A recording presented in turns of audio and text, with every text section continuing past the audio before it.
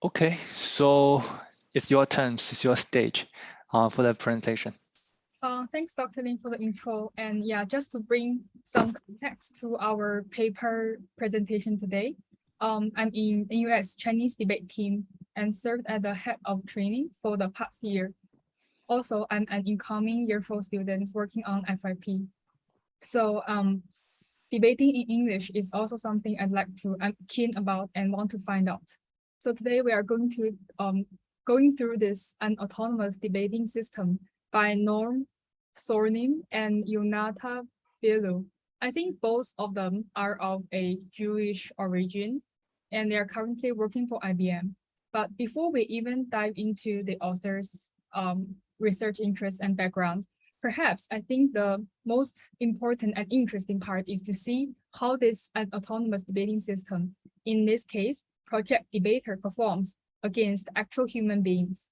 So before we dive into the live debate itself, let me give you some context about policy debates. So in this debate, we are going to see Project Debater, which is the AI system developed by some IBM researchers, will debate against a human champion debater. So in this debate, we call an Oregon-style debate. It is on policy, and the 4 keynotes are: you need to prove the need. Let's say, for any debate competition, there will always be 2 parties: the affirmation, which says yes, and the opponents, which says no.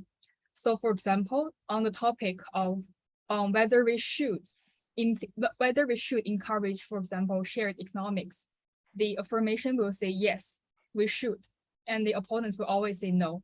And for any party to prove, to win the debate, it is commonly believed that they need to address these 4 issues. First, they need to prove the need, and then they need to say that the policy being proposed will solve the underlying problem. And thirdly, it needs to prove the strength of the solution. For example, if it's just solve the problem for 1 person, we should not have such a policy. But if it can solve this problem for let's say 1 million people, then it's definitely proven and useful.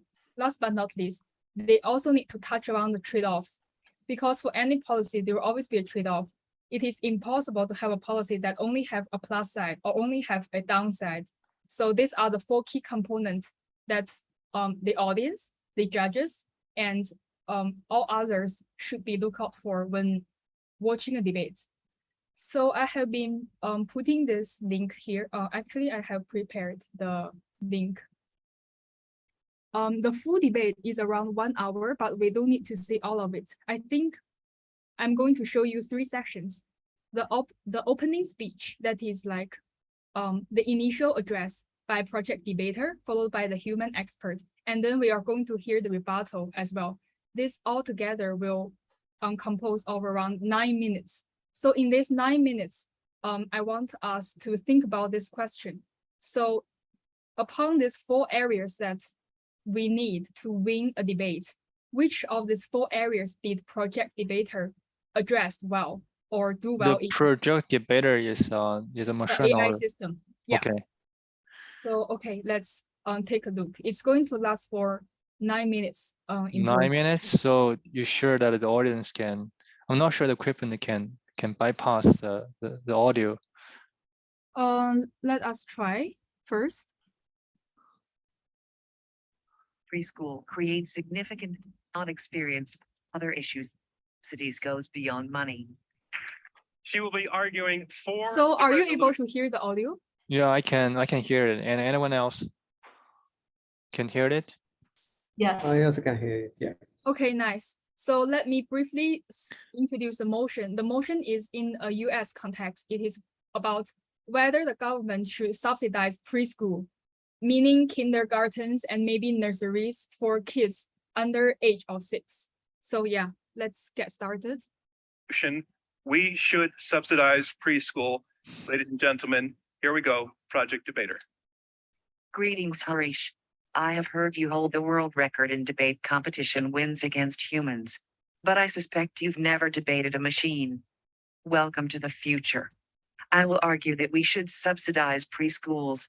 We are going to talk about financial issues, but not only about them. In the current status quo, we accept that the question of subsidies goes beyond money and touches on social, political, and moral issues. When we subsidize preschools and the like, we are making good use of government money because they carry benefits for society as a whole. It is our duty to support them. Subsidies are an important policy instrument. They provide governments with the means through which to pursue industrial development and ensure the livelihoods of their citizens. There are two issues I will elaborate on now. I will start by explaining why preschool is an important investment. I will also say a few words about poverty, and I will end by discussing some other issues that show the positive aspects of preschools. Regarding investment, nature-based preschools are powerful interpretive programs as well as lucrative business decisions. As I mentioned, preschool is an important investment. For decades, research has demonstrated that high-quality preschool is one of the best investments of public dollars, resulting in children who fare better on tests and have more successful lives than those without the same access. Secondly, a few words about poverty. While I cannot experience poverty directly and have no complaints concerning my own standards of living, I still have the following to share. Regarding poverty, research clearly shows that a good preschool can help kids overcome the disadvantages often associated with poverty. The OECD has recommended that governments subsidize pre-primary education to boost performance in poor areas. A statistical summary of studies from 1960 and 2013 by the National Institute for Early Education Research found that high-quality preschool can create long-term academic and social benefits for individuals and society, far exceeding costs. The Centers for Disease Control and Prevention reports that universal full-day preschool creates significant economic savings in healthcare, as well as decreased crime, welfare dependence, and child abuse. Former Prime Minister Gough Whitlam said in 1973 that preschool is the greatest single aid in removing or modifying the inequalities of background, environment, family income, or family nationality. Now to an additional, final issue. A study by the Melbourne Institute of Applied Economic and Social Research shows that attendance at preschool has a significant positive impact on later NAPLAN outcomes, particularly in the domains of numeracy, reading, and spelling. The results of a new study of over 1,000 identical and fraternal twins, published in Psychological Science, a journal of the Association for Psychological Science, confirm that preschool programs are a good idea. Here is a study from New Jersey that is worth noting. In New Jersey, the follow-up to the Abbott preschool program study continues to find that high-quality preschool programs increase achievement in language arts and literacy, math, and science through 4th and 5th grade. I hope I relayed the message that we should subsidize preschools. You will possibly hear my opponent talk today about different priorities and subsidies. He might say that subsidies are needed, but not for preschools. I would like to ask you, Mr. Natarajan, if you agree in principle, why don't we examine the evidence and the data and decide accordingly? Thank you for listening. Okay, Wow, before we it's very impressive. So you can keep going on. Yeah. I think before we listen to the human expert, I want us to like pause and think like what project debater has told. Like, for example, if we were to go back to our questions, let me just escape. For example, I hope everybody still remember the most of the arguments provided by the machine. oh, don't worry, I have a note. Like, All yeah, right. if you don't remember, then I can tell you. But first, maybe like I'd like to invite any one of you to share your thinking about the opening address. Like in these 4 areas, right? Which are the areas that project debater certainly did well in and being very impressive? And if you think there are any shortcomings in these keystones, what are they as well? Anyone? Yeah, so I think this is a very interesting question, and the volunteer try to answer these questions. By the way, so before the students try to volunteer to address these questions, I would like to have a comments that on these 4 questions are very similar to a papers, right? So basically we write in paper for an argument. So we're developing technique. So the first argument is that why we need to do this work. So that's basically prove the need. And the second is that we still want to say this problem is a non-trivial problem. Otherwise, why do we really need paper? So we would like to say what is underlying problems or what is challenges there. And also, but for papers, we may also mention that we are not this is not the first problems. This may not be the first solution to address problems. So when we also discuss with the pros and the cons with the existing solutions, and what it also does more relate to the strengths of solutions. And finally, we do have the experience evaluations to compare the trade-offs, pros and the cons. So these paradigms is really relevant to a paper writing skeleton. So if you're writing introductions, usually we need to clarify all these on 4 aspects so that the paper will be a strong one, but we can provide a strong argument. So I encourage any PhD students, but anyway, so if there's FYP students trying to volunteer, or FYP or master students trying to volunteer, so that would be great. Anyone will try to go back to Zhang Yi's questions. So what did the project debaters have done regarding these 4 aspects? Okay. So, hi. Yeah, please continue. yes, I'm pushing. So I guess so we need to, I'm paying attention to the first point, the need. And I guess the need is here probably allocating the resources correctly. Yes. And several times I noted that the robot, the project debater mentioned the alternatives of, alternative destinations of the resources. And several times they also mentioned that, it's proven that the current solution is the best one. Like the several papers mentioned, and they gave 2 arguments, even 3 arguments supporting this. So. Yeah. And by the way, so can I clarify? So 2 or 3 arguments for the need, right? So 3, I guess.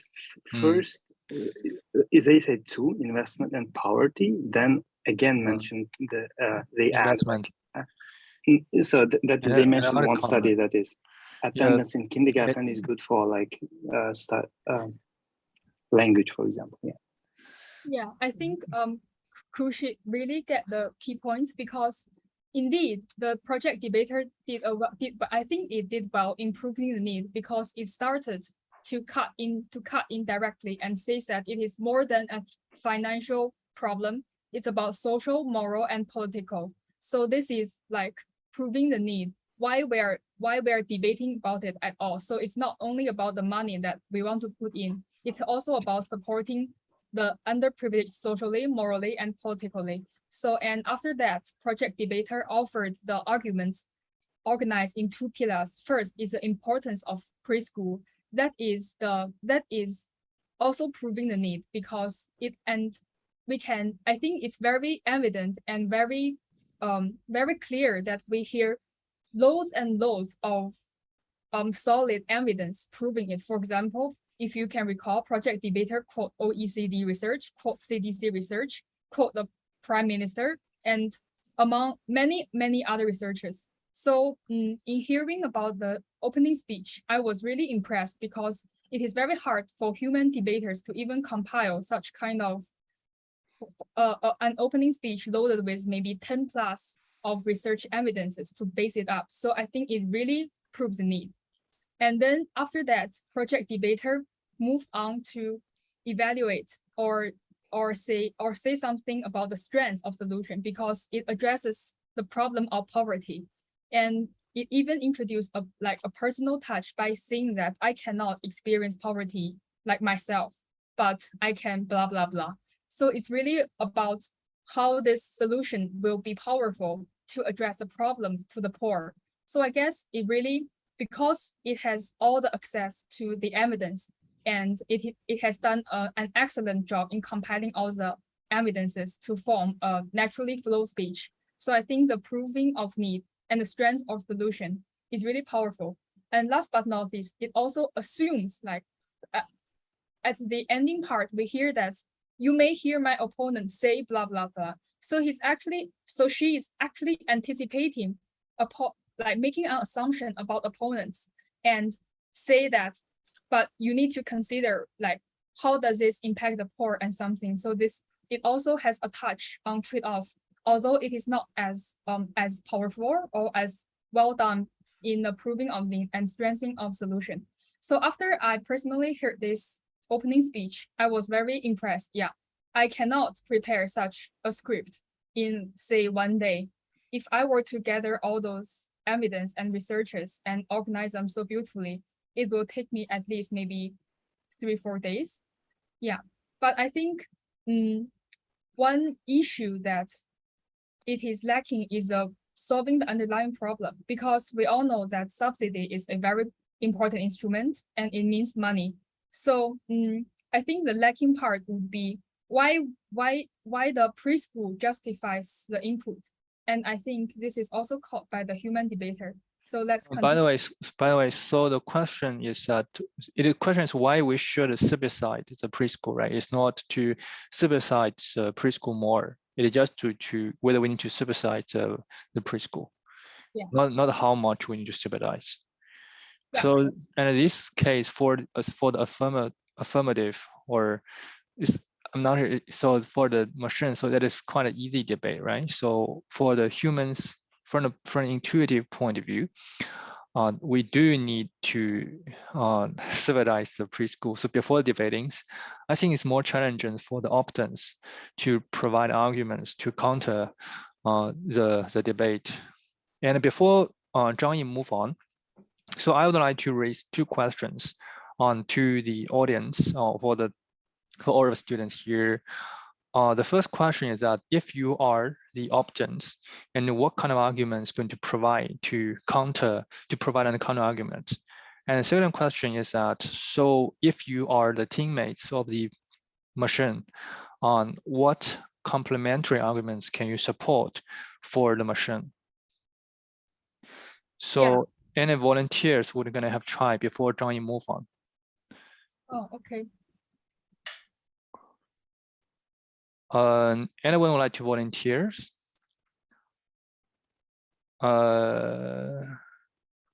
Nimisha? Yes, Prof. Would you have a try, or you are listening? I just would like to throw my 2 cents. Like, let's say if we compare 2 sectors like medical and ongoing topic, the opponent can say that it will be much better if we could financially support some other sectors like medical sector, other than paying attention on kindergartens. Some sort of argument can be brought, I suppose.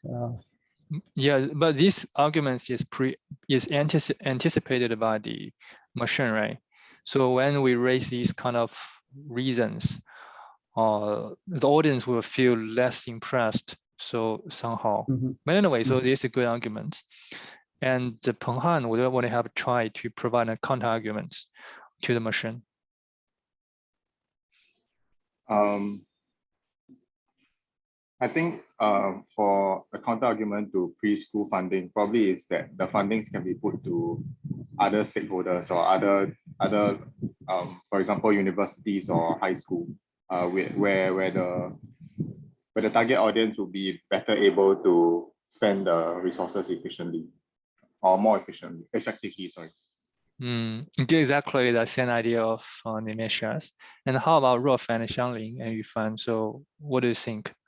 If we want to have an argument, suppose there's a debate and you are the reviewer, try to reject these papers, and what kind of negative comments can you attack them?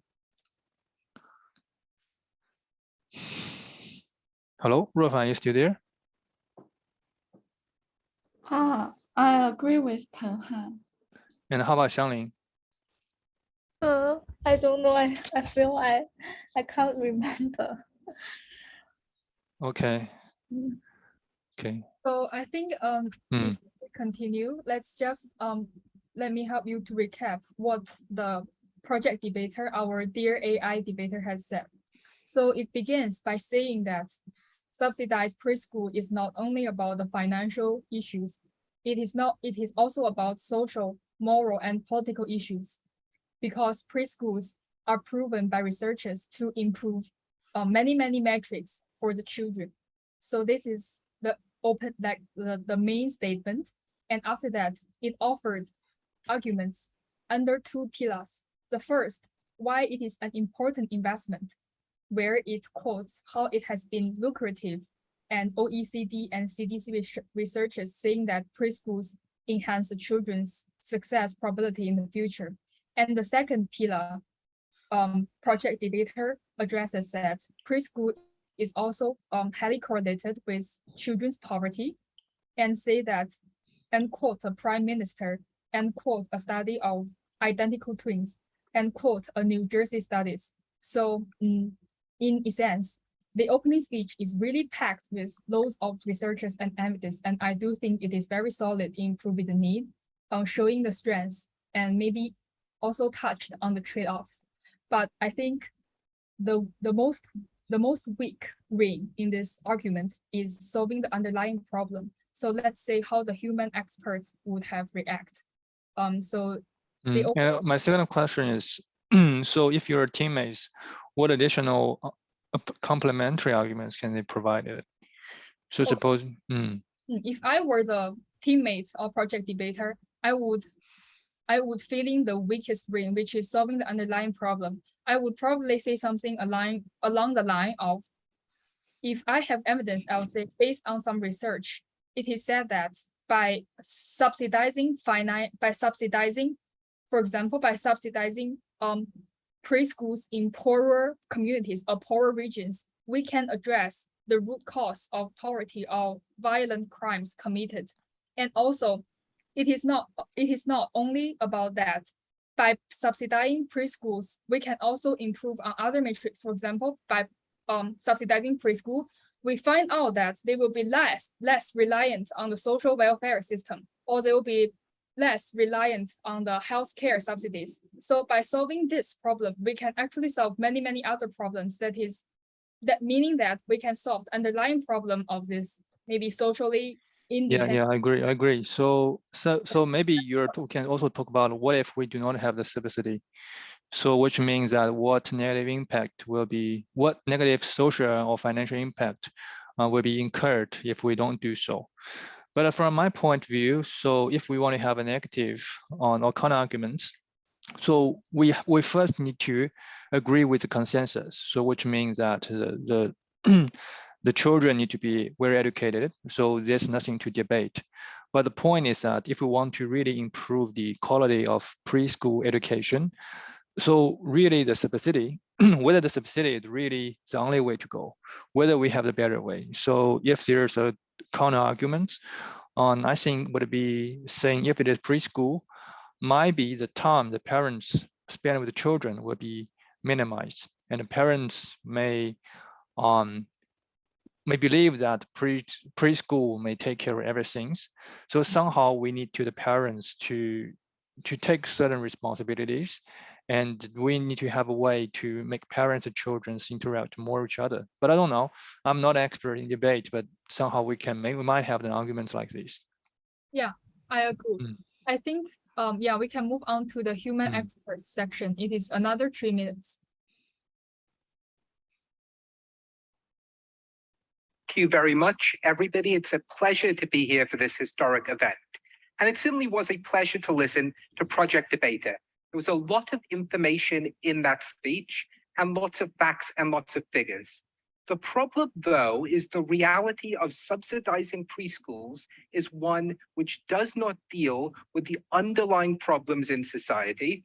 It is one which often makes those worse, and in the end is very little more than a politically motivated giveaway to members of the middle class.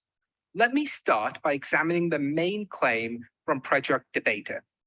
I think Project Debater suggests something very intuitive, that if we believe preschools are good in principle, surely it is worth giving money to subsidize those. But I don't think that is ever enough of a justification for subsidies. Why is that the case? Because there are multiple things which are good for society.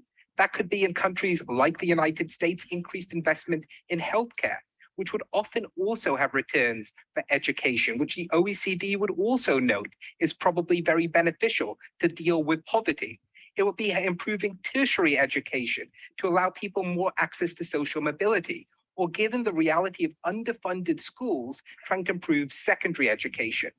My point here is not that all of those things are necessarily better than preschools, but simply that it cannot be alone a sufficient argument for Project Debater to claim that there are some benefits. The question is more subtle than that. What is the question then? I think the criterion of whether or not we should then distribute subsidies should be asked on based on two claims. The first is this underprovided and underconsumed in the status quo? I'll talk more about that in a moment. And second, does it actually help those individuals who are the most harmed by society? Why exactly doesn't preschool or subsidization of preschool do that? I want to make two claims under this. The first is many middle-class parents and many people from upper incomes already send their children to preschool. This is because they value many of the things which Project Debater noted. But why is that a problem? Because subsidization costs an awful lot of money, and that is money which is giving people, particularly members of the middle class and above, money to do things which they would do otherwise. Why is that so damaging? Given the realities of opportunity costs here, the problem is that you are taking money from all taxpayers to help those individuals within a society who are already often the best off. And I don't think that is principally justified as a way of the state distributing its resources. But the second thing I want to claim is that even when you subsidize preschools, it doesn't mean that all individuals go. And this, I think, was the fallacy from what we heard from Project Debater. Yes, you could make it slightly more accessible for individuals to attend preschool. That doesn't mean those individuals who are as poor as Project Debater seems to care about people are going to be those who have the ability to send their child to preschool. There'll still be individuals who'll be priced out because of the realities of the market. And these individuals now face not just one exclusion, but a double exclusion. Their tax money which could be used to otherwise help them and their children in myriad other ways, is no longer going to them, and they are not able to gain from the benefits of it. In the end, when it comes to the question of subsidization, there is always going to be trade-offs, and that needs to be accepted. Given the reality of those trade-offs, the question is, who do you help? And the people you don't help are those individuals who are the poorest. You give unfair and exaggerated gains to those individuals in the middle class. And that is why, at the end of this debate, we don't think that you should subsidize preschools. Okay, so now that we have heard from the human experts, what do you think of his opening speech? Yeah, I think that is also a very interesting question. So the question is, do you think the optants really provide a very strong argument, or anyone will try to summarize the arguments of the optants? So personally, I think that it is very interesting to observe the difference between the speech given by the human expert versus Project Debater. We can really see that he is very sharp in identifying the weakness of Project Debater's argument in solving the underlying problem, because the logic of Project Debater is that we believe preschool is important, thus we need to subsidize it.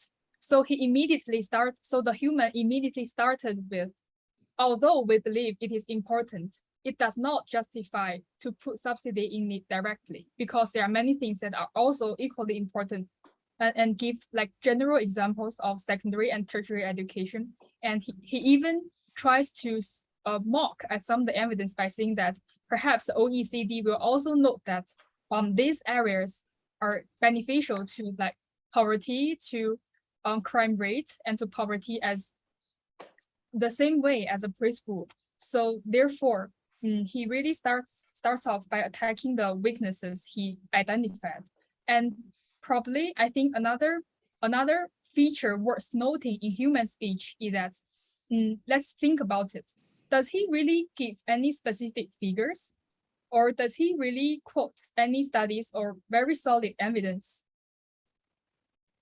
So I think the answer is no. But why does he still make sense? It is because he adopts some other techniques. For example, the division of beneficiaries. Because in Project Debater's opening speech, we kind of treat the society as a whole. We are project debater is arguing for and against preschool to the whole society, whereas a human debater make a very nuanced separation of the middle class and above versus the poor. So that's really, I think that kicks in for the trade-off, because he believes that even if we subsidize preschool, the poorer, like the parents who are not sending their children to preschool will still not do so because perhaps they do not have the luxury of time to pick up and send, or perhaps there's no preschool at all in their neighborhoods.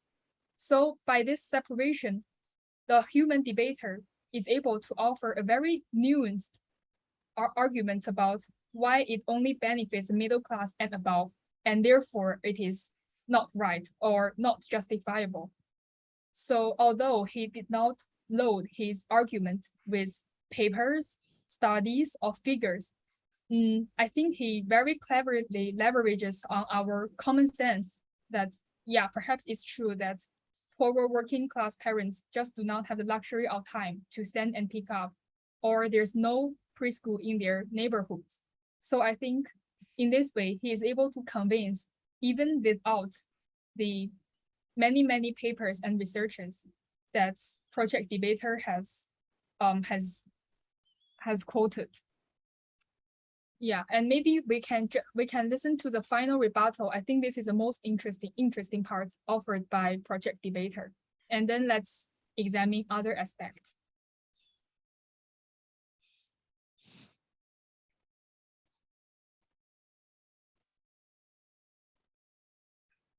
So this is like an interim where the researcher elaborated on how project debater has been able to done Be a this. moral obligation of any Debater arguing for the resolution, we should subsidize preschool.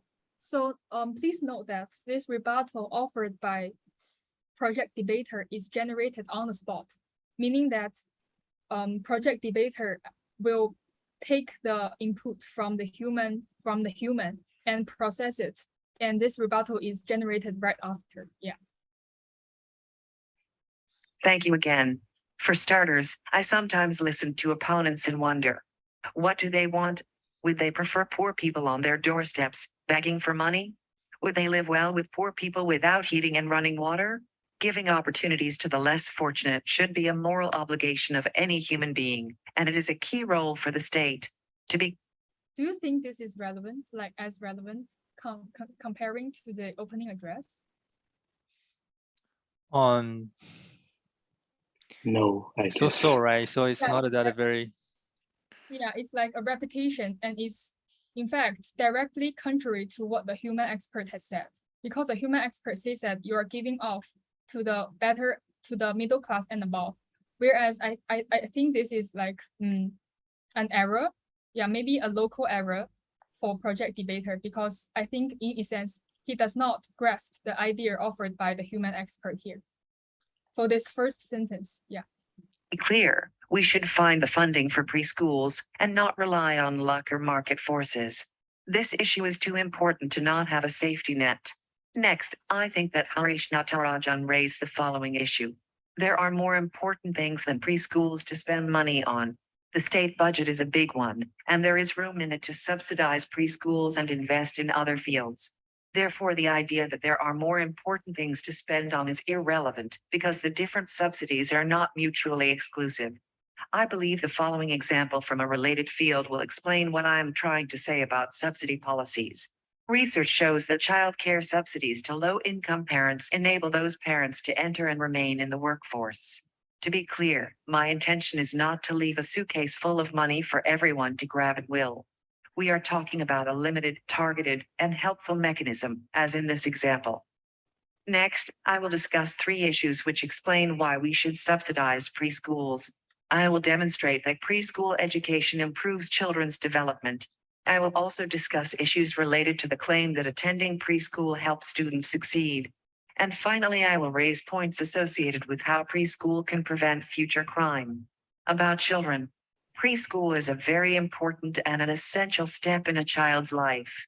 Research indicates that access to quality preschool can provide a boost for children that will influence their success for the rest of their lives. Senior leaders at St. Joseph's RC Primary School say that nursery will help give children the best start to their education. There is clear evidence that high-quality nurseries led by graduate nursery teachers are among the most decisive ways to prevent children, particularly poor boys, from falling behind. Next, students. A quality preschool education is essential for laying the foundations for successful learning, including transition to full-time school and future school success. In December 2015, researchers at Duke University concluded that investing in preschool helps both students and educators long-term. They found that students who enroll in preschool education are 39% less likely to be placed in special education programs as third graders. Of the 1,010 registered voters surveyed, 61% consider a high-quality preschool experience very important to a student's later success, and 22% said it is somewhat important. Lastly, crime. Preschool is an effective tool for keeping kids in school and out of jail, while reducing the amount of crime in our neighborhoods. It is an effective crime prevention strategy. A substantial body of research shows that high-quality preschool education is key in preparing children to succeed in school and career training, and helps reduce the enormous financial costs of remedial work, delinquency, and crime. Studies have shown that quality preschool leads to better academic performance throughout life, higher earning, and less criminal activity. They show that high-quality preschool boosts high school graduation rates, and children who do not attend high-quality preschool are far more likely to commit violent crimes. To recap this rebuttal speech, I argue that preschool education improves children's development, that attending preschool helps students succeed, and lastly, that preschool can prevent future crime. Let me wrap up this speech in a way that I hope you can relate to. Advocating welfare is like offering a hand to someone who fell. It's basic human decency. Therefore, I think the motion should stand. We should subsidize preschools. That concludes my speech. Okay. I think that's enough of the play, right? The Yes. YouTube video, yeah. I think also I'd like to note that perhaps you can tell that from these two speeches we have heard from Project Debater, it seems that although the speeches is loaded with evidence and figures, we can hear that the first time we hear it, I find it very, very impressive and indeed an excellent opening speech. But for a rebuttal, I think Project Debater didn't really follow well upon the human debater's points. And in order to compensate this inability to follow up, it offers more new points and backed up with more evidences. Although it is also an acceptable strategy, I personally do not find it as convincing. And just as a matter of fact, so after this speech, they asked the human audience to vote, and yeah, of course, the human debater win for this live debate. So here, I have comes to questions. So since our talk is not about debate, we're about how to generate the debating system, right? So this is what the Nature paper intends to be. So the question is that in terms of debating, they must have the balance and force play between the affirmative people and the components, right? So how did the system design to make the interaction, or what do you believe? So it's great that we can see the real effect. So how the openness speech is generated and how the rebuttal is generated on the runtime. But in terms of the methodologies and designs, have there any interaction design to take the optant arguments and generate the counter arguments? Yes, I think that is a very good question and the key question. So I'm going to address it in slides later. Yeah, let's move on for now. So maybe a little bit information about the authors. As we can see, this is Storm. He's in IBM. So this is the first author, right? Yeah, this is the first author. So actually, his research interests are more like on some algorithm and frameworks. So actually, it is an autonomous debating system is not among his top cited articles, but it is for the second author, which is Yunatan. It is here. So I think that we can say that an autonomous debating system like AI in debate is not as hot as, for example, We cannot make the arguments because this paper just published last year. It takes some time to accumulate the citations. I see. You can see the top ones just over 200, but it published 15 years ago, right? Yeah, correct. When I was doing this, I was comparing it with the AlphaGo's article. So although it is also very new, of course. I think AlphaGo is very different. Yeah. Yes. So that's yeah. So perhaps we'll see the size to increase in the coming years. So yeah, just a bit about the authors, and just a brief recap. So just now we have already heard from the live debates, and in all subsequent training and development of Project Debater, the AI, the autonomous debating system. This is a general structure that the research team has adopted. So 4 minutes opening, 4 minute rebuttal, followed by 2 minutes closing. So we have. By the way, when you are debating in the school, you still following the same structure? Actually, this is a simplified structure, and that's I think we can discuss about the structure in the evaluation part. For example, for policy debate, right? Usually we adopt the Oregon style debate. What is an Oregon style debate is like it's very similar, but it also has a section of cross examination, meaning that after the affirmation offers his opening, I will stand up to the stage and we'll do like, for example, a 4 minute Q&A. It is like, did you see this? And the project debater will say yes or no, and then say that means blah blah blah. So it's so like, which means that one of the options will be raised to have a Q&A with the when giving the opening speech. Yeah, correct. And the opposite is also true. When the opponent offers the initial opening speech, the other party, the affirmation, will also do a cross examination on the opening speech. So I think it is very hard for AI to do this because each come and go of the question and answer is within 30 seconds. So it will require very, very low latency and high processing power. So that's why they come up with simplified. Yes, and I understand. So since we're focusing not to generate, I think it's okay. So once we are doing research, when we're writing paper, we're almost having arguments, we're having debate, provide argument to the reviewers. But I think in this talk, it is not our focus. So in terms of technical point of view, we're looking to how the opening speech is generated, which is impressive one, and how the rebuttal is generated, which is one who has some room to improve, right? Yeah. So let's go on and examine how did they done this, or how Project Debater was able to do this. So this is like a very, very high level summary of the system architecture. In a sense, in order to generate, because at the beginning of the debate competition, each party, like all parties, are given only, I think, 20 minutes to prepare for the opening speech. Therefore, it is also important to generate the speech fast. So the research. So in the game, so the people can only have 20 minutes to prepare the opening speech. Yes, correct. It is 20 minutes before they were asked to go on the stage, and yeah, just. And how about your games in school? It is okay. It is a more complicated issue. For example, if it's a policy debate, then it will usually take much longer. Our preparation time will usually last from at least 2 weeks to around 1 to prepare the opening speech. Just to prepare the opening speech. So all right, so which means it might be given leverage to the machine, right?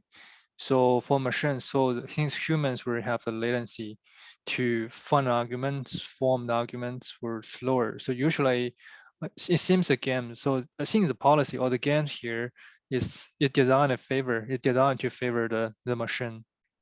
I guess. Or it is not. So it is very popular that the human can only have 20 minutes to prepare it. I think depending on the purpose of the debate. For example, if it's for entertainment, it is also very common to do a impromptu opening speech for humans. But if it's a policy debate, definitely you will need evidence because yeah, you need to convince policymakers or the general public. So it will take much longer just to compile and organize all the evidence. and to search about the opponent's evidence and prepare to rebut it as well. Okay, let's move on. So for the system architecture, there are 4 tasks running in parallel. So let me just briefly give an intro of what each of these do. So I think it is very innovative for the research team to come up with this division of tasks. The first is argument manning. So in this stage or in this module, the argument manning is like what it says. Given one motion, this module will search in a corpus of over, I think, 14 million newspaper articles about any sentences or paragraphs that is related or support or oppose the motion. So in this stage, we are searching for both for the affirmation and opponents. At this stage, the debater still doesn't have maybe the result returned by the argument mining will contain both like affirmations statement as well as the opponent's statement. In this stage, we still do not argue for or against yet. And in the same time, we also have this argument knowledge base, which is another very powerful module that does a topic expansion, meaning that, for example, when they are debating on whether to subsidize preschool, you can actually see that the project debater was able to quote childhood education's effect on crime rate as well as poverty. So this part is done by the argument knowledge base. So instead of searching directly related argument, it also does topic expansion and search for maybe more far-fetched evidence and organism. And the third is, I think it's a very, very key, it's the most important, or the make or break of any argument algo, of any argument AI, because the argument rebuttal component it has like, let me just annotate a bit. Oh, sorry, I cannot annotate. You cannot. I think you can, right? So you're. So the argument rebuttal has several dependencies. So for example, the IBM's iDebate, which is used to identify the claims. So it has 3 tasks. First is to identify the claim, because it needs to comprehend what the human is actually saying. For example, when the human says we can also subsidize secondary school, we can also subsidize tertiary school, argument rebuttal is in charge of identifying that he is saying other parts are also as important.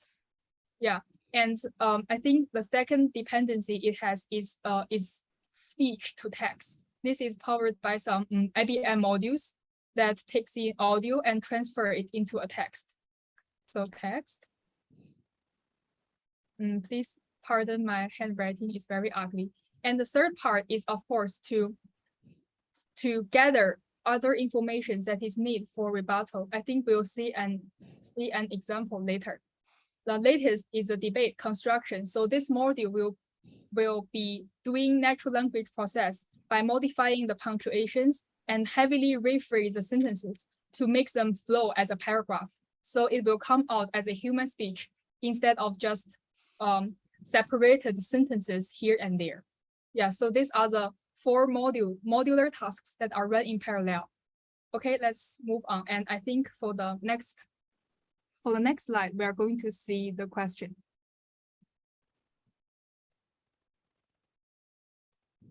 So this is actually, let me just remove these annotations. So this is actually the diagram offered by the original article. So I think it is very complicated and contains many information. So perhaps we can just take note of the question here. So as we said, there are 4 components: argument manning, and not AKB, which is argument knowledge base, the rebuttal and the debate construction. So can you identify any intradependency among the 4 modules? So I offer that answer is, of course, yes. It is just a matter of which one is dependent on which one, or which one is dependent on all others. Yeah, so you can think about this. And I think you might be introduced, maybe go through the interaction between the modules one by one. Okay, sure. So maybe we can just use a next slide, because it is a more more simplified slide. So I want us to keep this question in mind as we go through the functionalities of each component. So for example, as we all know, given a motion will be the single input at this stage for all 4 components. So of course, although they are running in parallel, there will be some there will be ones that return earlier and others that return later.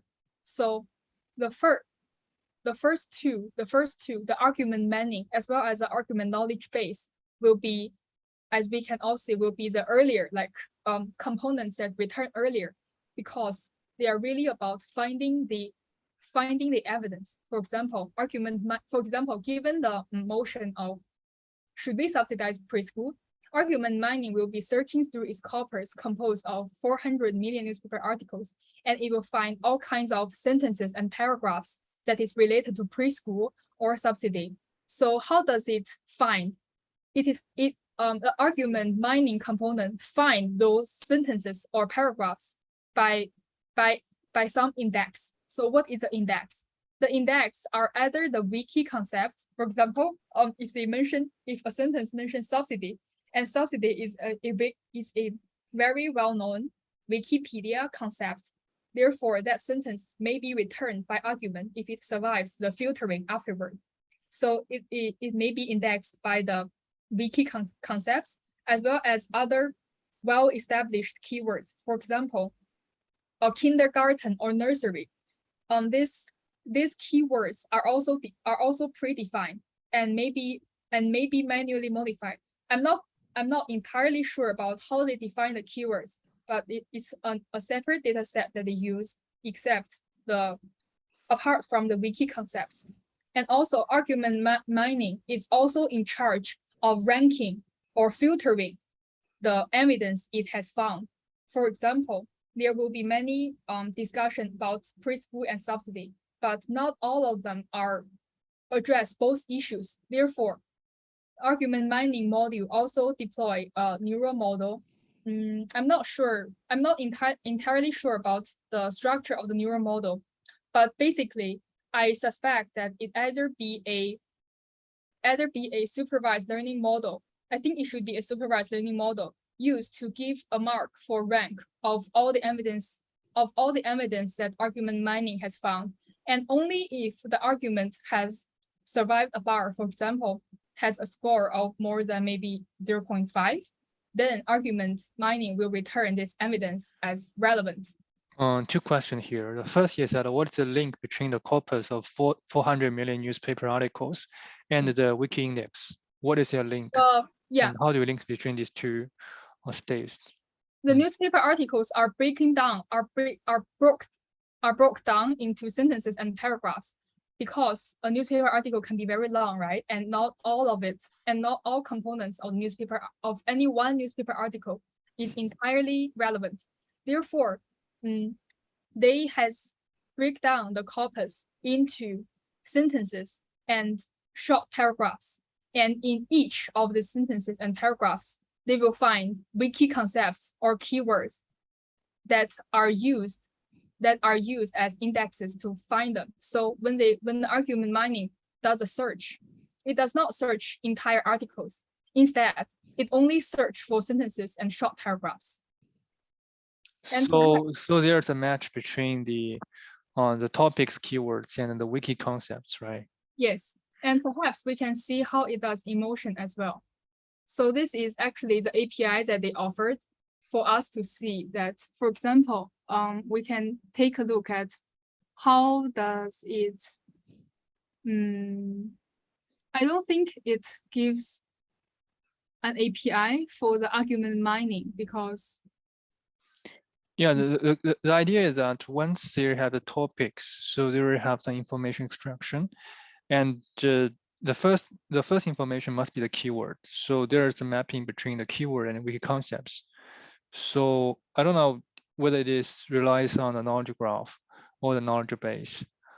I kind of suspect that it is like a huge hash map where the key is the wiki concepts or keywords, and the value will be a linked list of sentences or paragraphs. So because the argument mining also needs to return relatively fast. Yeah, which means that it will have built-in, pre-built all the relation between the concepts and newspaper paragraph, and this work is pre-processed, right? And there's no human there's no human interventions in this argument mining construction, right? No, the only intervention we can have is by setting like the that is my second question. And how do we label what is the training task for this neural model? Very interesting, but unfortunately I didn't find out. Okay, so let's move on. Okay, and the next component is argument knowledge base. So as I have mentioned earlier, so it does a topic expansion based on the thematic classes. So in this case, it's like each thematic classes will be much larger than any value returned by a wiki concept or a keyword. So for example, it may cluster based on subsidy or preschool, and the class that comes after these topics will be also huge. Apart from these thematic classes or topic expansions, the argument knowledge base also contains many other evidence. For example, when we hear about the quotes from Prime Minister, it is definitely returned by argument knowledge base because it will contain many examples, quotes, sentiment terms, and even semaphores. No, not semaphore, like similes, and colorful personal stories about topic. So argument knowledge base is like something deeper, something larger than argument mining. Yeah, and after that, we have the argument rebuttal. Argument rebuttal is, I guess, the most key part. So what does it do? I think we have the answer here. So it does a claim-based evidence detection. So we can see that. Yeah, I think all of the goals is basically these components are what you have been basically these components are repeating what you have introduced. But it's better to have examples. Does the paper introduce examples? For example, there's a subsidy of the preschools, and the first step is that we extract some topics from the pre-prepared corpus with Wikipedia, with Wiki Concepts Index, and then within knowledge base to expand the knowledge, right? So what is the topics will be grow, how the knowledge will be grown from the subsidy, from the preschool to maybe some, I don't know. So from preschool to medicine to education from the government sectors. So is there a step-by-step example to show us how the system is designed and how the example are explaining based on these steps?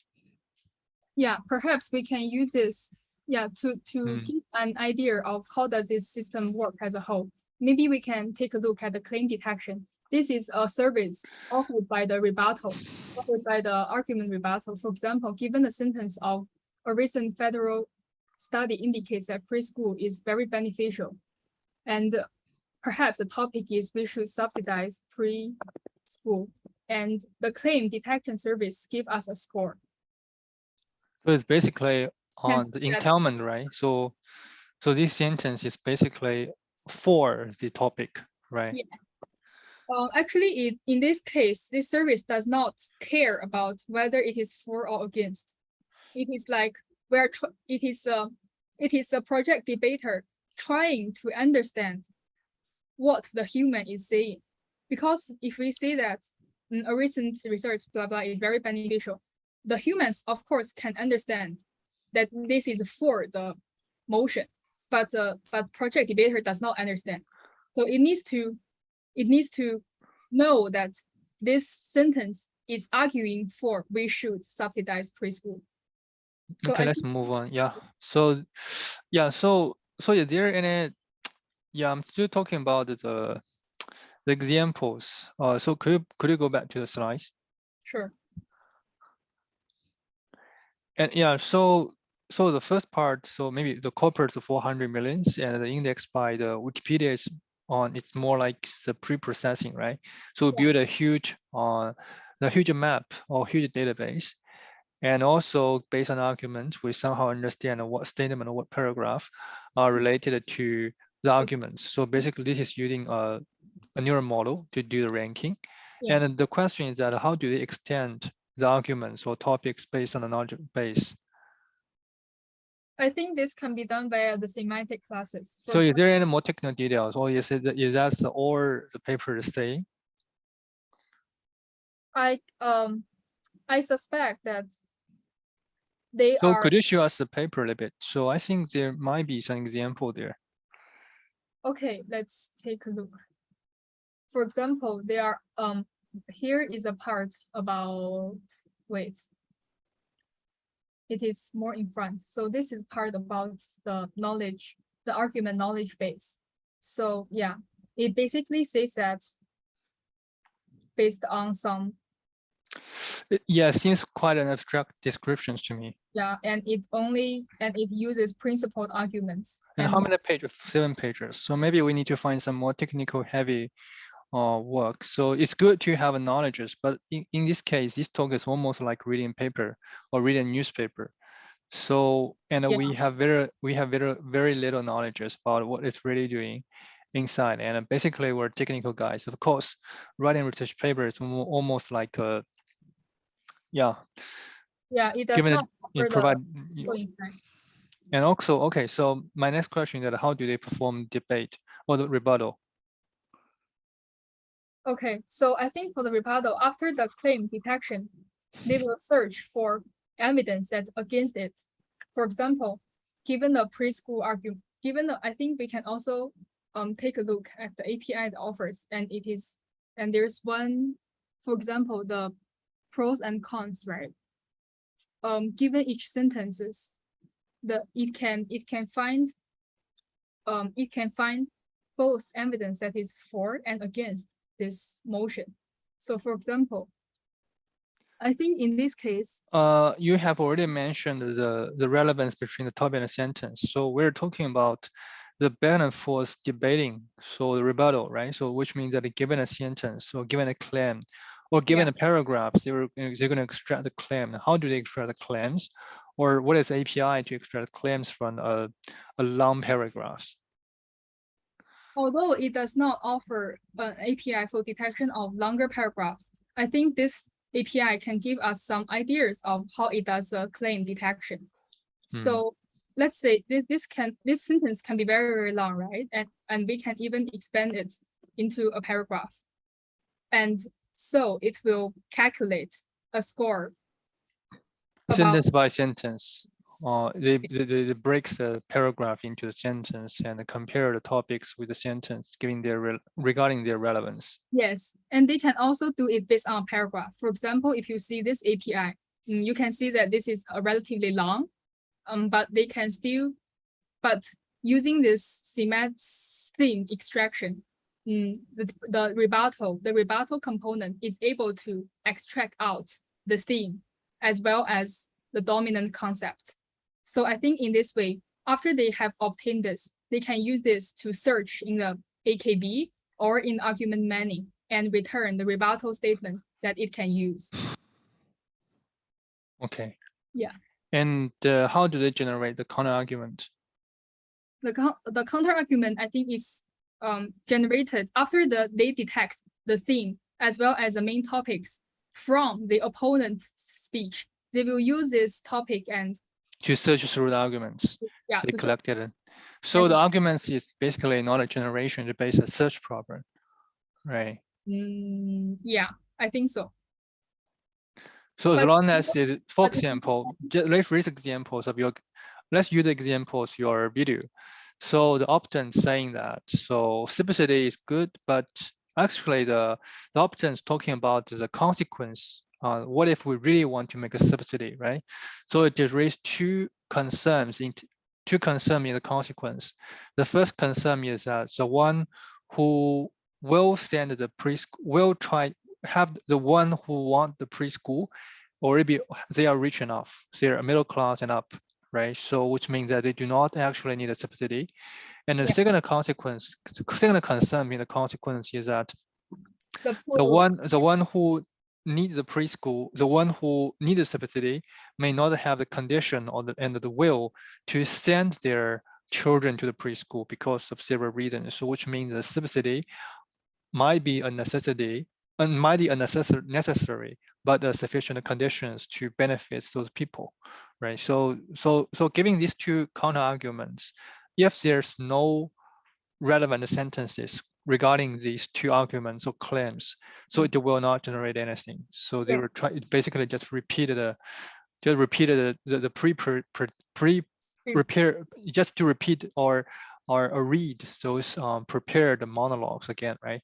Yes, correct. I think that is what happened for the first point, because it is unable to find anything regarding, for example, whether middle classes or the poor are consuming enough preschool for their children. So that's why it started off by saying that, do you want poors like on your doorstep, which is, I think, kind of off the point for that debate. So which means that the search is not accurate. I think it could be a problem of the corpus as well. It could be that they just failed to find anything that is related to the discussion of middle class versus the poor. Yeah, so it's, but I think you can look into machine's behavior. It's very much, I think similar to the junior debater, right? Or someone we go to interview, or we go to for the PhD student, we're going to have a defense. So if the professors are asking an unprepared questions and there's a blank in their mind, so the people were usually stuck, right? But the machine were not stuck, and the machine just will speak something irrelevant. Yes, correct. Okay, I think we can move back. And last but not least is, of course, the debate construction. So not only does it identify the theme based on the cluster of arguments, also it does heavy text normalization and rephrasing. So this function is a key to make it sound like a human. So this function will also add in like personal touches of, I have never experienced poverty myself, blah, blah, blah. And I think to answer back our question in here, so the interdependency of the four modules will be, the argument rebuttal will be dependent on evidences and clusters returned by argument mining, as well as knowledge database, argument knowledge base. So this one is dependent on this one and this one. Yeah, so my question is that I think the text normalization will be very important, I think, at least for Yufan's work. So basically, Yufan and Jinglian work on a project to generate a summarization from the code. So usually we observe that sometimes the summary, the natural language summary is not that natural. Is there any models to evaluate how normalized of the text? Unfortunately, the article did not offer anything. We can take a look. So for the argument rebuttal, it takes longer. And so it's more, this paper reads almost like proposal, right? There's a lack of technical details. They does offer some APIs and the full transcript for us to see. So okay, so let's move on. If there's no technical details, maybe Zhang, you can after the meetings, you can have a check whether there's some technique for the text normalization and rephrasing. So that part is also very interesting to see how to compare the different sentences together. That is usually humans do, right? So they have several sentences. We try to link this information together in a seemingly logical way. Correct. Yeah. Okay. Let's move on. Yeah. So I think this is the end of the architecture discussion, and we shall move on to the evaluation. So also, unlike the optimization problems such as AlphaGo, the debate is very hard to, evaluate, right? How much it is better or how much it is outperforming, or is it outperforming at all? I think one noteworthy point for the paper is that they were able to come up with this matrix, and I think it makes sense. So what does this matrix stand for? This average score is out of 5, and they gathered a bunch of public annotators and present these annotators with argument generated by all these algorithms or humans for them to C, and they will be asked the question of, do you think this debater has performed? So decent-" basically, they're Response. using human to evaluate the performance. Yes, So exactly. which is very subjective and it is very hard to replicate an experiment. But I think we can still I think it's commendable in the sense that there are no other way to do this. And I think Yes, you're right. Yes, you're right. Yeah, unless so, I think the experiment is doable, but it's in a very costly way. So yeah, yeah. So this is Sorry, actually I have a question. okay. May I know what's the x-axis represent? The Oh. x-axis represents all kinds of prototypes. For example, the summit. Summit stands for some mass summary algorithm. So this algorithm is somewhat similar to Project Debater, just that it only does a summary on a bunch of articles. So for example, Okay. in the preschool thing, right? The given a bunch of articles, the summit software or summit algo will generate a summary, yeah, for these articles. And the human annotators don't know like which statement are generated by which. They are just going to answer the question, do you think this debater has performed decently in addressing the motion or the thesis? So these are this is about opening speech or about the rebuttal. about opening speech. Okay. Yeah. So you can see these two are these two like argument 2 and argument 1. I think the argument 2 is a human is asked to rephrase, to do the text normalization process based on evidence returned by argument mining and knowledge and AKB. So which basically they're saying that their capability of normalizing the text is better than human. Yes, correct. That's what they are saying. And this is Project Debater, and of course, it still is lagging behind human experts. Yeah. So this is another metrics that they have come up in the analysis part. So for example, we can see that this is like an average score over 78 motions they present, and Project Debater overall score over 4, which is very commendable. And so for example here, they are for, of course, this is that average score. So you can anticipate that for some motions, Project Debater score like higher, and for other motions, it actually scored lower. So perhaps the question I have for you is that, so this is an in-detailed analysis of Project Debater's performance, and this x-axis stands for the average word count, whereas the y-axis like just represents some of the sections or the return value by the different services. So I can tell you that one of this column, like you can say one is shaded and the other is not. So one of this column stands for human, and another stands for machine, right? You wanted us to compare or have a guess no. which one or Yeah, I want you to have a guess, but it's not human against debater. This okay. one of this represents motions that Project Debater has a lower score, and the other means Project Debater has a higher score than this average one. So can you guess like which one? Sorry, so what do you mean by this? So can you repeat the two options? So one of them is so we not compare the debater and we're not comparing the debater and the human, right? So what two options we compare? Okay, so among the 78 motions, some of this Project Debater scored well, and one of these columns represents the number of words returned by these services where the Project Debater has scored higher. All right, so you mean the good cases and better cases of the machine, right? So basically we compare machine, but they're in different performance. Yes, different performance for different motions. Oh, I accidentally. Oh, no worry, you can just reshare it. I think the quite a straightforward question, right? So anyone is volunteer to have a try. Zhao, you want to have a try? Yeah, sorry that I'm still quite a bit confused about The idea like is two that column. the Yeah, idea is that the human or the machine sometimes outperform the human, but sometimes underperform the human, right? uh-huh. So in Yeah, this case, it will basically compare which parts represents represent the better cases than where outperformance and one bar represents underperformance. So you're gonna have a guess and which bar represents which case. I see. Yeah. Then that's quite, I think it's obvious.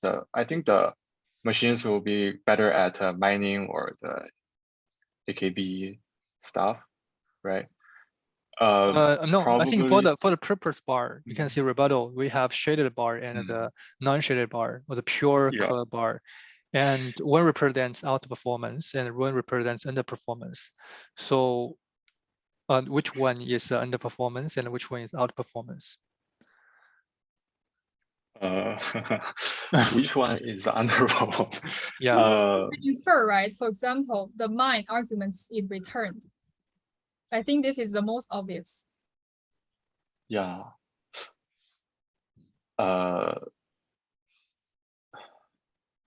Which one is underperformance?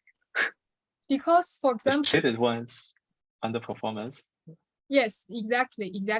So why this is so is because it only returns like 200 plus words, right? So of course, if you only have 200 words, it's very hard to construct a convincing argument out of it. Whereas if you have 800 words, of course, I think it is very natural. This is about opening speech, right? It's not only about opening speech. So both about rebuttal and opening speech. Yes, it is like the words returned by all these different components. You mean some more words, the better? Yes, it seems so. So when we have more words returned by this, for example, knowledge base, mine arguments, with more substances or with more articles, it is more likely that the follow-up components can do a good job and score higher, compared to when the mine arguments is only like 200 plus words. So yeah, so it seems that it could be a problem with the training data that it still does not cover enough articles for the rest components to cook on. Yeah, I think this bar is a little bit so when we're writing articles or writing papers, we usually are saying is less is more. So my intuitive feeling is that if it is for open speech, definitely we need a more enriched or more flattering on paragraphs. But in terms of rebuttal, and we need to be concise and keep to the point. But anyway, this is for the humans. So if we have a very strong argument, if we have arguments with each other on, if I speak too much, for the human point of view, I may incline to lose my fortress. So if I'm concise, it is more easy to the point, and it's more easier for the people to pick the point. But anyway, so this is just my personal opinion. Okay, and yeah, so this is what the researchers have found out. And also better to provide some examples, right? So suppose you have very little, it provides very short paragraphs, what this look like. But anyway, I think this paper or these articles might be an invited version, so they do not need to clarify a lot of the details. Let's move on. Yeah, indeed. I don't think there are many like technical details included for any of the sections. Yeah, okay, so let's move on. I think that's about it for the analysis and the matrix they have come up with.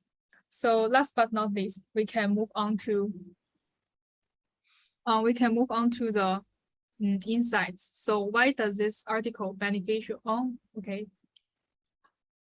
So I think the commendable points about this paper is that first, it is a problem that lying outside the comfort zone of AI, which is an optimization problem. So all AlphaGo or other traditional AIs has very established metrics because it is an optimization problem and there is a clear-cut win and lose.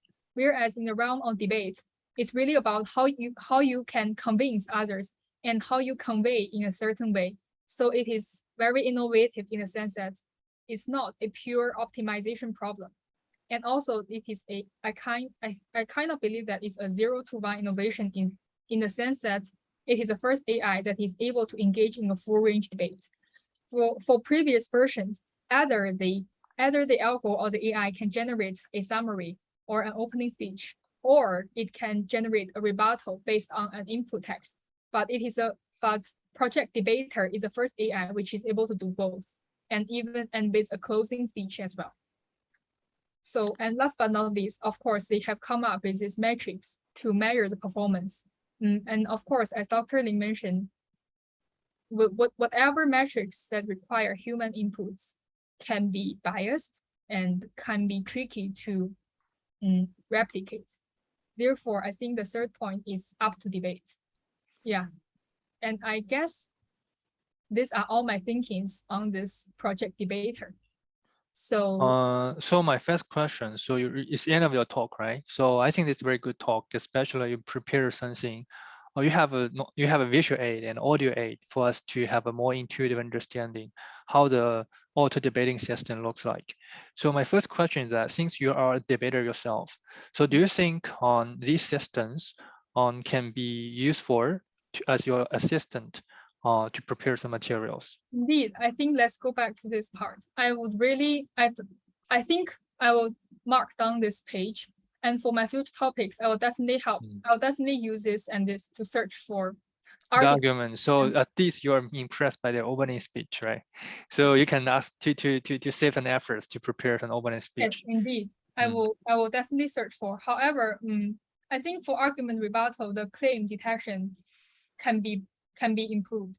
Yeah, I don't find the rebuttal a very concise or a very good follow-up to the opponents, because it has some local errors in identifying the claim.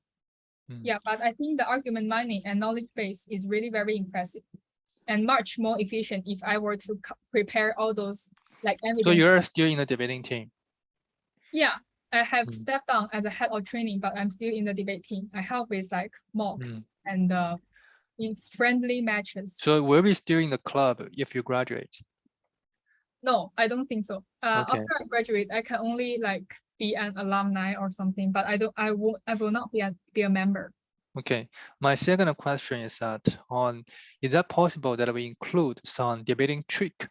For example, if there's a contradiction leading tricks. So when you observe someone is making an argument, but you find there's a hole or there's a vulnerabilities in their arguments, you can lead lead your opponents, lead either the affirmation or the opponents into a contradiction logics. I just raised a simple example. Do you think if we want to, it's possible to incorporate some tricks into a debating system, make it more smart? I think it could be hard, but for example, Kushit is raising. Maybe finish the answer, and Kushit already have a question. Please go on, and there's the students raising questions later.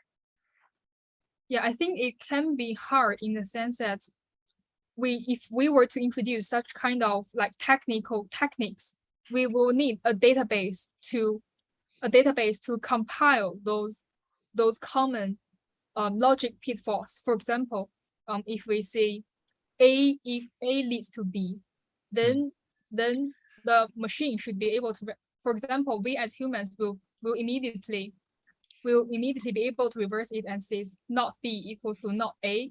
And if that not B equals to not A does not make sense, it is very good challenging question in cross-examination.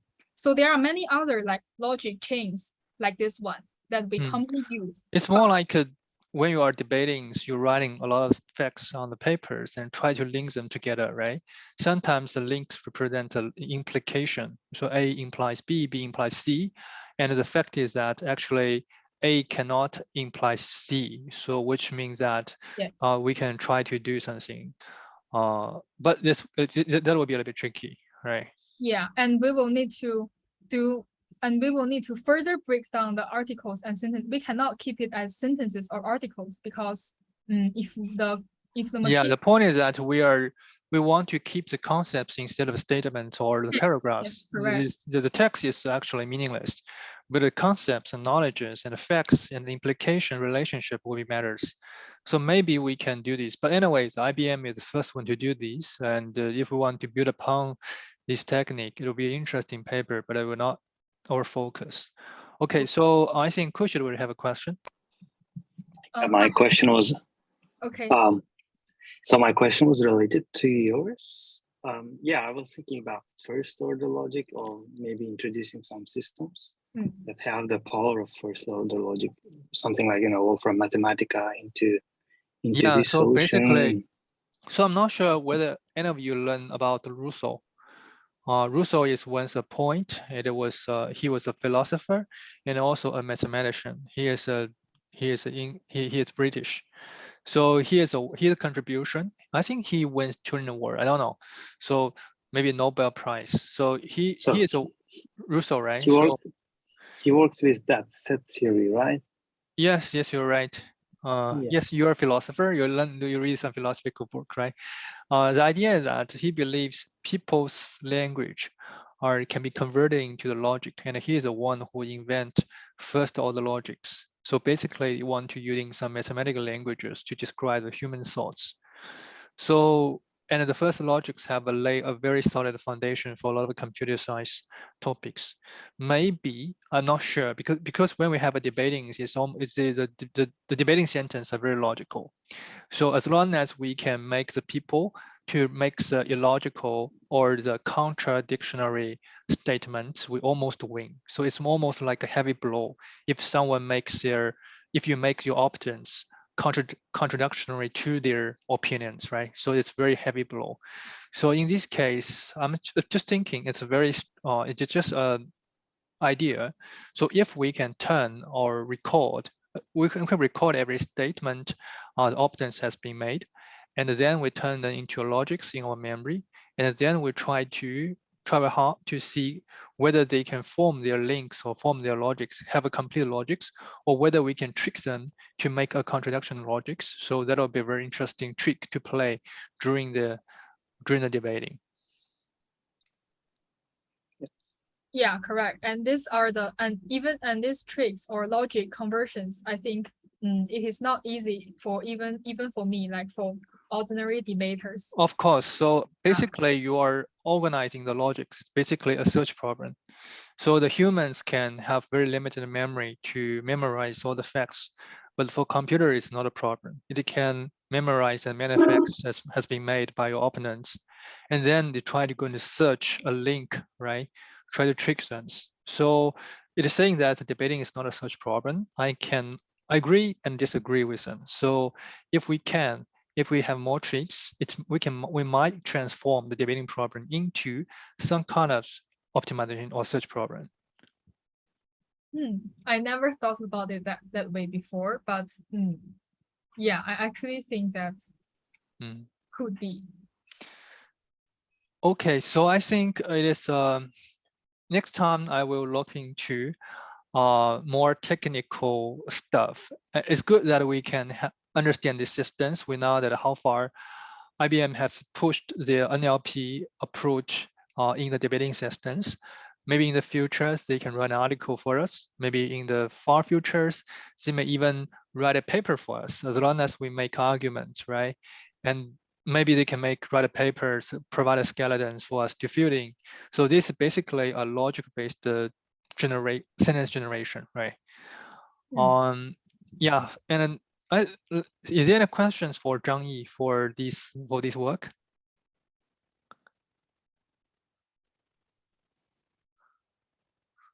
Okay, if there's please. Yeah. Actually, I have a small question. First of all, I think this is quite an interesting topic, and I'm curious that like after the mining step, probably there could be maybe hundred thousands of sentences or paragraphs. So in order to form a opening statement or like a speech, how the machine gonna to choose like which claims are going to use? Probably Yes, it will not take maybe hundreds, maybe just choose 2, 3. yes, you are absolutely right. So this is where the neural model come into play. So after the mining, right, of course, after these 2 steps, mountains and mountains of evidences, articles will be returned. But then we will adopt this this is also a pre-trained model that gives a score or a rank to any pieces, any sentence, any short paragraph returned by argument mining. And only if they survive this benchmark, for example, the benchmark could be set at 0.7 or something. And only if the score given by the neural model is like higher or lower, I'm not sure, then this score. Assumed to be higher. Basically, I just have a random guess. So the model we're actually providing kind of the estimation that how relevant it is to the topic and Yeah. how likely it is basically a statement, right? Sometimes or it's basically arguments, right? It's not statement, it's argument. Sometimes some sentence is very relevant, but it's basically repeat the topics, so it makes no sense. So we want to know that whether it is relevant and also it is basically an argument for the topics or for the statement. I think Okay. whether the for or against is not determined by argument mining. So it's argument mining, right? Yeah. So it must be an argument. We mine argument. It do not mine a statement or mine some random sentence. Yes. And for example, if we see the API here, let's say, I think that, for example, in this, and if we just reverse the topic, I think the score is very similar. Yeah. So it's about the relevance, right? It's about So relevance. I'm not saying that it's a for or against. I'm saying that it's an argument. First, it is relevant. Second, it is basically an argument. So if we provide just a random sentence, a relevant but non-argument sentence, what will happen? Yeah, I think we can find out.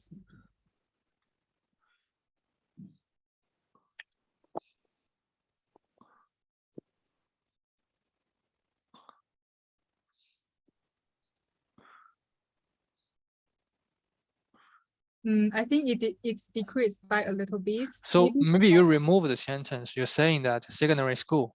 So just saying that a secondary school have children.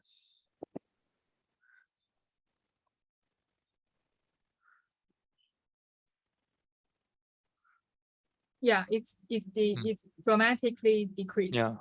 So it is still a little bit about it. It's still kind of relevant, but it's not an argument. So maybe it's combination of 2. Yeah, that's interesting, but unfortunately, there's not much technical details for us to digest. So, Zhang Yi, maybe I have a suggestion, and after the meetings, you may check in the IBM blog for the text normalization, and I think that'll be useful. And we do have some work for generating natural language sentence.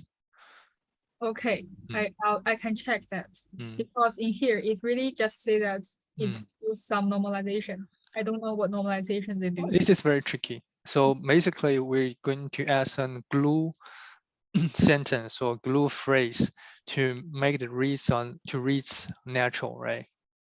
I think they didn't even provide a reference of what techniques. You search a little bit. Is there an IBM blog? I think IBM is very generous to share their technical details. Okay, I can try. Okay, so any questions for Zhang Yi's talk? I think this is well prepared talk, and I think it's very interesting for us to learn about how far IBM have go for this kind of application. Okay, if no, maybe we can call it a day. Oh, and Dr. Lin, can you please stay for take a look into the client connection issue because. All right. So you want me to stay, right? Yes. All right. The